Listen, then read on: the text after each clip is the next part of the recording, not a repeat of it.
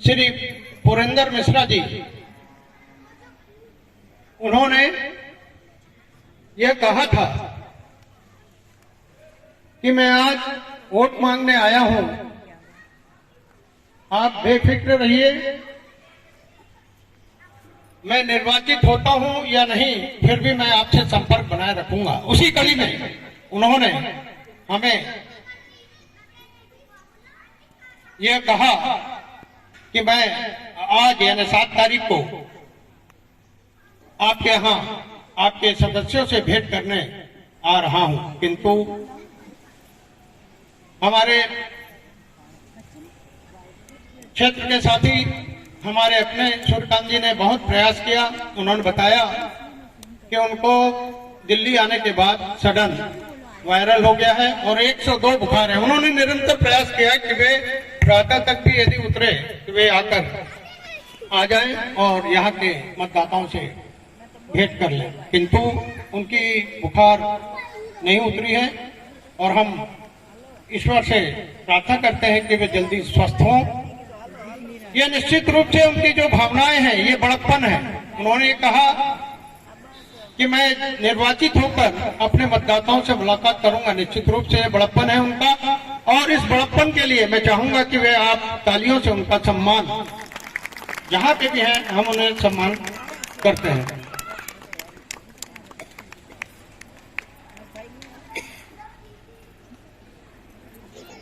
क्योंकि वे नहीं आए हैं, उनके स्थान पर हमारे जनप्रतिनिधि हमारे पार्षद जी उपलब्ध हैं। मैं चाहूंगा कि वे अपने 2 शब्दों द्वारा हमें अनुग्रहित करें। सूर्यकांत जी राठौर।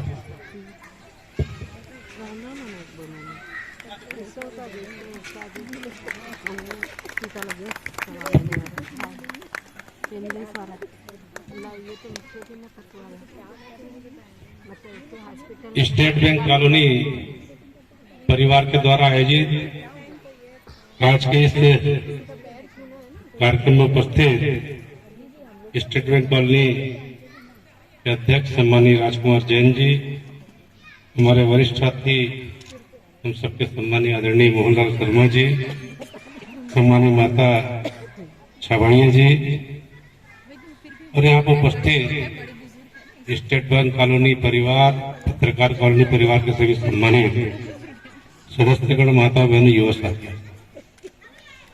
मैं तिराज भैया से आग्रह करूंगा, तिराज भैया थोड़ा सा आप आएंगे देर को अच्छा लगेगा, मेरा आग्रह तिराज भैया।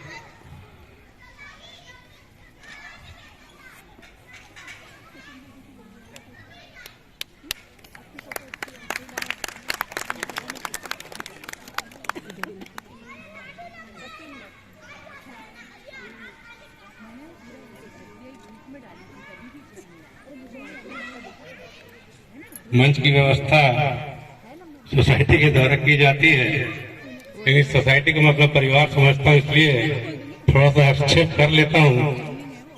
तो शायद मुझे ऐसा लगता है कि यदि कहीं कोई चूक होती है इसको हम सुधार सकते हैं। सर्वप्रथम तो मैं आप सभी से सम्मानीय विधायक जी की ओर से क्षमा प्रार्थी हूँ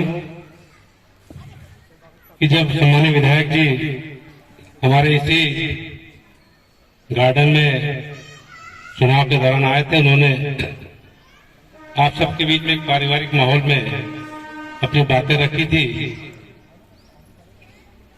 और चुनाव के बाद उन्होंने मुझसे कहा यार मुझे जैन मंदिर में जैन समाज वालों से और स्टेट बैंक कॉलोनी ये 2 लोगों के साथ बैठ के बातचीत करनी।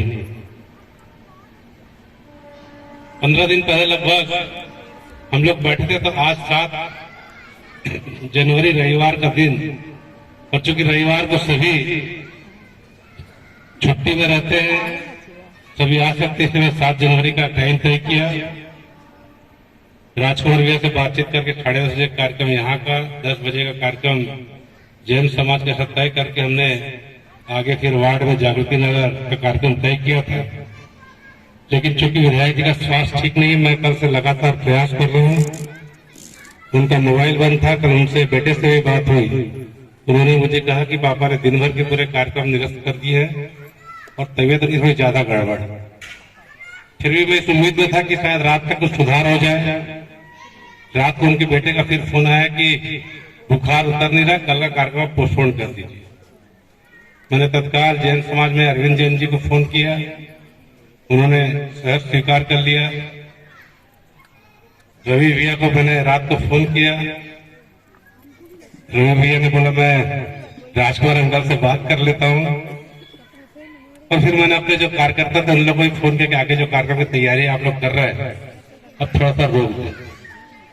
5 मिनट में रवि भैया का वापस फोन आया,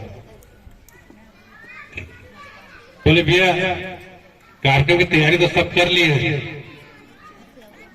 अब विधायक जी नहीं आ पाएंगे, कोई दिक्कत नहीं, आप आ जाइए। मेरे लिए कार्यक्रम की तैयारी की आवश्यकता नहीं है।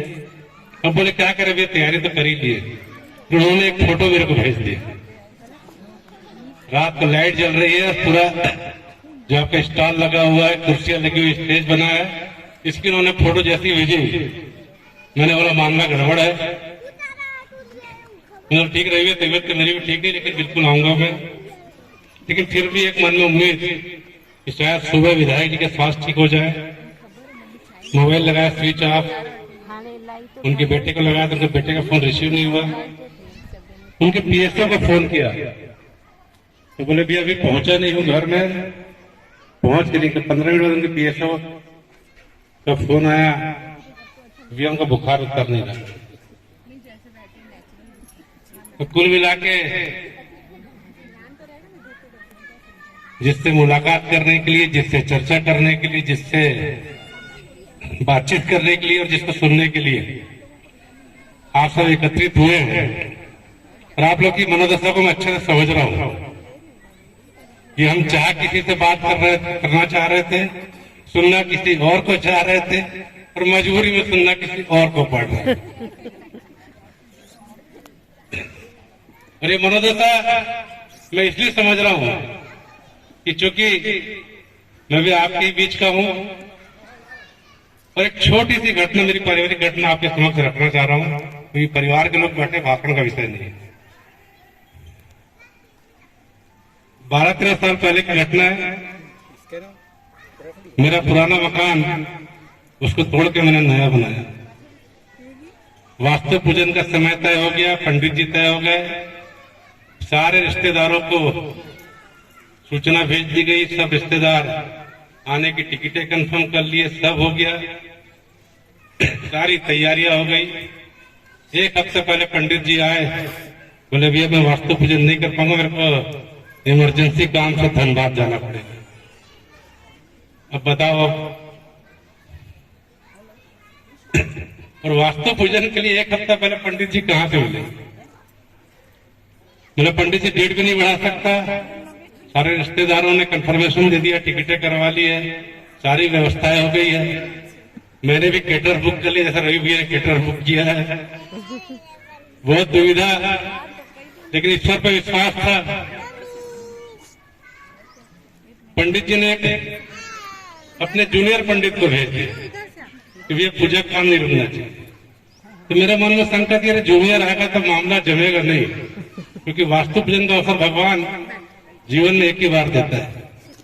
मैंने बहुत प्रयास किए इधर उधर फोन करके कि कोई अच्छा पंडित मिल जाए, लेकिन शायद उसी जूनियर से पूजा का तकदीर में लिखा हुआ था। और जूनियर ने मेरे घर में वास्तु पूजा की, और उसकी पूजा से इतना मेरा परिवार प्रभावित हुआ कि हमने सीनियर पंडित को छोड़ दिया, जूनियर से काम चला रहे हो। तो आपसे आग्रह करूं कि यहाँ पे भी सीनियर को मत छोड़ना ना, नंबर जी मेरा सीनियर है, सीनियर ही रहेंगे। ये मैं अपने इसलिए बता रहा कि जिस मनस्थिति में आप लोग बैठे हैं, मुझे ऐसा लगा कि इस घटना का जिक्र भी करना चाहिए कि हम सोचते कुछ है, करते कुछ है और हो कुछ जाता है।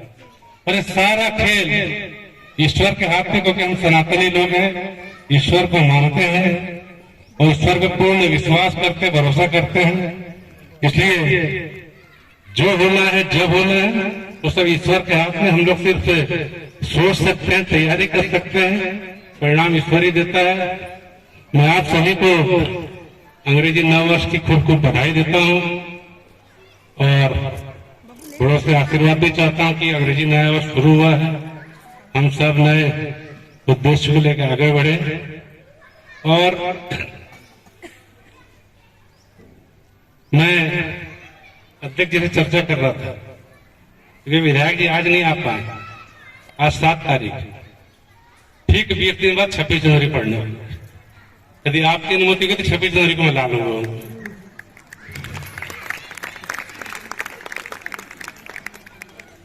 और मैं आपको विश्वास दिलाता हूं, इतने सहज सरल व्यक्ति है वो, जैसे आप लोग सहज सरल बोलते हैं ना, मेरे से कई गुना सहज सरल है वो, कि उनको हाथ पकड़ के उठा कहीं बैठा दो तो बैठ जाएंगे, आप हाथ पकड़ कहीं ले जा लो तो चले जाएंगे।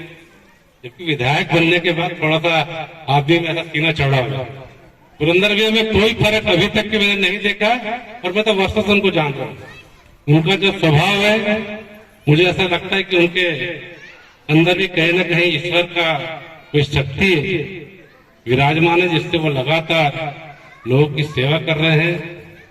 और इसी सेवा का अवसर भगवान ने उनको अपने सूत्र विधानसभा में दिया है। मैं उनकी ओर से आप सभी को विश्वास दिलाता हूं कि आपकी जो भी आवश्यकताएं इस क्षेत्र के लिए होगी, उसको पूर्ण करने की गारंटी दे रहे हैं।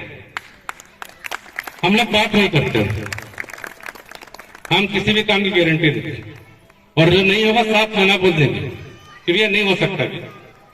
भले 10 मिनट भी बुरा लगता है, लेकिन बाद में सोचता नहीं यार ये ठीक बोला। हम आपको हाँ बोल दें, फिर आप रोज 2 दिन में 4 दिन में फोन करते रहे भैया काम का क्या हुआ, तो ये हमारे स्वभाव में नहीं है। हमने जो बोला वो कर देंगे, जो नहीं हो सकता उसके मना बोल।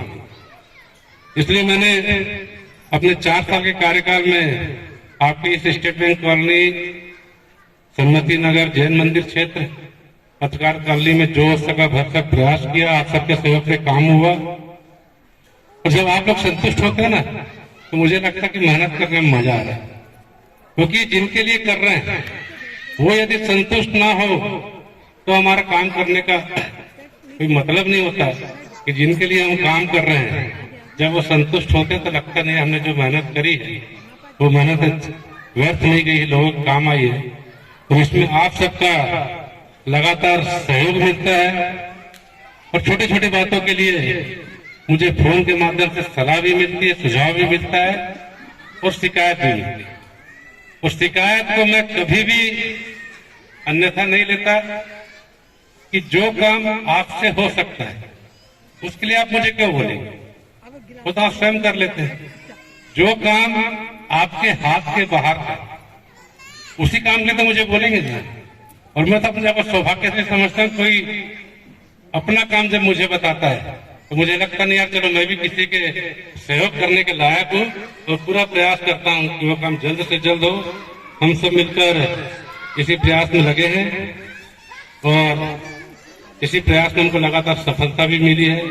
चाहे जिस गार्डन में हम बैठे हैं, जिस गार्डन के वर्तमान की स्थिति और 5 साल पहले की स्थिति, पत्रकार कॉलोनी गार्डन के आज की स्थिति और 5 साल पहले की स्थिति, आपके इस क्षेत्र के सड़कों के आज के 5 साल पहले की स्थिति, कहने की आवश्यकता नहीं है, लेकिन कह इसलिए रहा हूं कि याद दिलाना भी जरूरी है।